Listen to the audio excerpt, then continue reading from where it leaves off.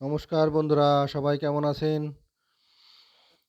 প্রচণ্ড শৈত্যপ্রবাহ চলছে, বাইরে প্রচুর ঠান্ডা। আমরা যেরকম কষ্টে আছি, আমাদের গবাদি প্রাণীগুলোও কিন্তু শীতে প্রচণ্ড কষ্ট পাচ্ছে।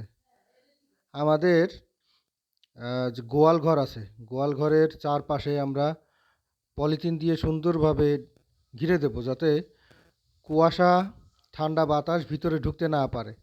ফ্লোরটাতে আমরা চাইলে খড় অথবা যে কলার বাসনা যেটা আমরা বলি, এইগুলো কেটে এনে ফ্লোরে দিতে পারি, যাতে ফ্লোরের ঠান্ডা শরীরে গাভীর শরীরে না উঠতে না পারে।